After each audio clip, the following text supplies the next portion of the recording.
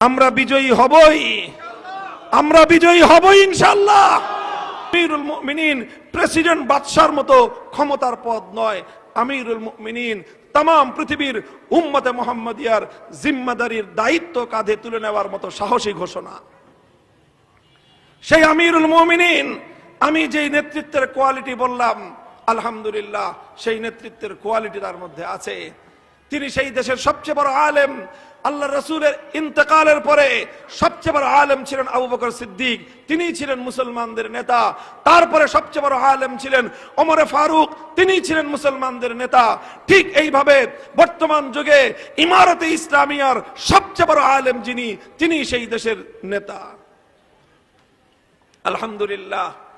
এবং তাদের অন্য কোনো কাটছাট করতে হয় নাই, তারা পিওর ইসলামকে ধারণ করেছেন। মন্ত্রী পরিষদ গঠন করেছেন 30 জনের, 28 জনই মাদ্রাসার মোল্লা, 28 জন মাদ্রাসার মোল্লা। সব আমাদের মতো কওমি মাদ্রাসায় পড়ছে, দেওবন্দি মাদ্রাসায় পড়ছে। অনেকে মনে করেন এই দেওবন্দি হুজুররা খালি মিলাদ পড়ে দাওয়াত খায়, তা আপনারা খালি দাওয়াত খাওয়ান আর মিলাদ পড়ান, তা আমরা করবো কি? আপনারা তো আমাদেরকে নেতৃত্বের উপযুক্ত মনে করেন না, আমাদের চেয়ে চোর বাটপাররাই আপনার কাছে নেতৃত্বের উপযুক্ত বেশি মনে হয়। দোষটা দেন আমাদেরকে যে হুজুররা খালি মিলাদ পড়ায় আর দাওয়াত খায় আর বিয়া পড়ায় বিয়া খসায়। তো আমাদের দোষটা কি? আমরা তো বারবার বলতেছি নেতৃত্বের দায়িত্ব আমাদের হাতে তুলে নিয়ে দিয়ে দেখেন, আমরা চ্যালেঞ্জ করে ঘোষণা করতে পারি এই জাতি, এই সমাজকে আমরা প্রচলিত যে কোনো সমাজ ব্যবস্থার চেয়ে আল্লাহর কোরআনের ব্যবস্থার মাধ্যমে 1000 গুণ বেশি উন্নত সমাজ ব্যবস্থা আমরা উপহার দিতে সক্ষম। আলহামদুলিল্লাহ, আমাদের মতো মোল্লারা সেগুলো করে দেখায় দিছে। এগুলি এখন আর শুধুমাত্র গাল গল্প না, রিয়ালিটি। 2025 সালের রিয়ালিটি এটা। 2021 সালের 15ই আগস্ট তারা ক্ষমতা হাতে নিয়েছিল, আর এখন চলতেছে 2025 সালের ডিসেম্বর মাস। কয় বছর হয়েছে? 4.5 বছর। 4.5 বছর। এই 4.5 বছরে মোল্লারা যা করেছে সারা দুনিয়ার সুটেড কুটেড বুটেডরা মিলে তা পারে নাই করতে।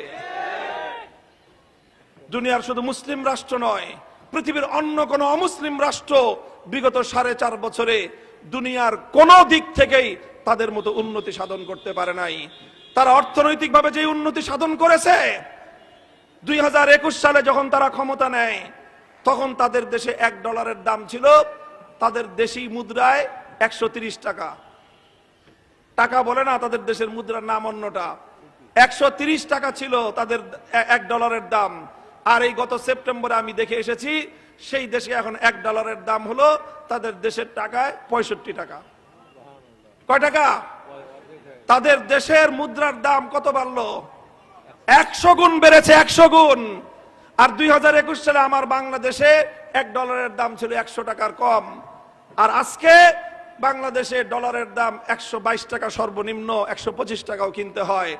বাংলাদেশের ডলারের দাম বাড়লো 125 টাকা, শতকরা 25% বেড়েছে। অর্থাৎ আমার দেশের মুদ্রার মান 25% কমেছে, তাদের দেশের মুদ্রার মান 1000% বেড়েছে।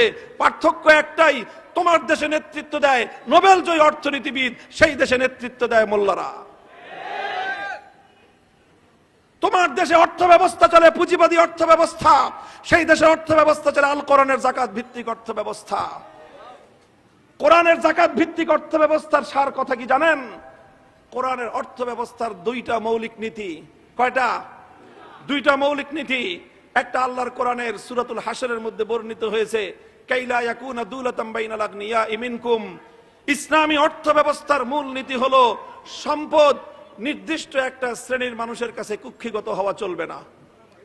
কোন শুধুমাত্র কয়েকজন শিল্পপতি সম্পদের মালিক হবে, শুধুমাত্র কিছু মানুষ আকাশ ছোঁয়া সম্পদের পাহাড় গড়বে, আর দেশের 17,99,00,000 মানুষ তারা অল্প সম্পদ ভোগ করবে, তারা দরিদ্র থাকবে, তারা অর্থের সমস্যায়, অর্থের সংকটে তারা সমস্যা ভোগ করবে।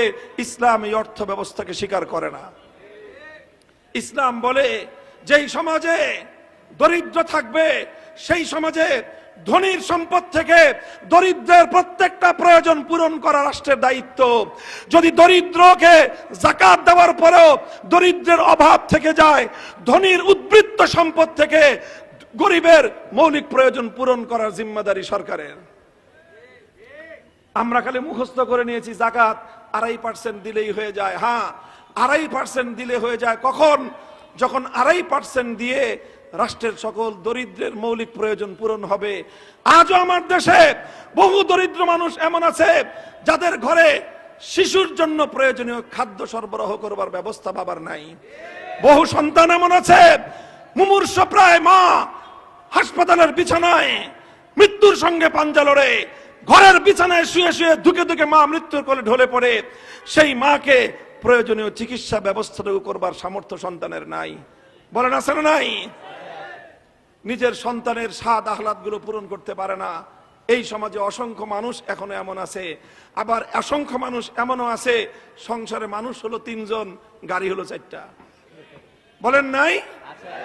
তো যেই সমাজে 3 জনের জন্য 4 গাড়ি, আবার ওই সমাজেই একজন মানুষ তার সদ্য প্রসূত সন্তানের মুখের খাবার তুলে দিতে পারবে না, তার বৃদ্ধ মায়ের চিকিৎসার ব্যবস্থা করতে পারবে না। ইসলাম বলে সেই সমাজ আগুন দিয়ে জ্বালিয়ে দাও। আলহামদুলিল্লাহ, মোল্লারা এই রকম সমাজের বৈষম্য দূর করতে সক্ষম। আমি দেখে এসেছি সেই সমাজে তাদের দেশের 25 লক্ষ মানুষ শহীদ হয়েছে। কত? আপনাদের মতো ভাওতাবাজির লাখ লাখ না। কি বলবো, দুঃখ কোন দিক থেকে কোন দিকে বলবো। 25 লক্ষ মানুষ 40 বছরে শাহাদাত বরণ করেছে। প্রত্যেকটা শহরে, প্রত্যেকটা প্রদেশে, সেই দেশে 33টা প্রদেশ, 33টা প্রদেশে 33টা এতিমখানা তারা কায়েম করেছে। চমৎকার এতিমখানা, অত্যাধুনিক বিল্ডিং, এতিমখানার মধ্যে সুইমিং পুল, সুন্দর পার্ক, এতিমদের জন্য সর্বোন্নত ব্যবস্থা। কোন সকল এতিম? এই যে 25 লক্ষ যারা শাহাদাত বরণ করেছে তাদের সকল এতিমদের দায়িত্ব মোল্লারা গ্রহণ করেছে। 8 লক্ষ পরিবারকে ভাতা দেয়। কয় লক্ষ? 8 লক্ষ ফ্যামিলিকে প্রতি মাসে ভাতা দেয়। এই 2-4 টাকার দান খয়রাত না মিয়া।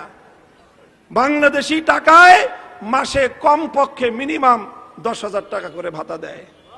এবার হিসাব করে দেখেন, 8 লক্ষ পরিবারকে মাসে 10,000 টাকা করে দিতে হলে মাসে কত খরচ হয়, বছরে কত খরচ হয়।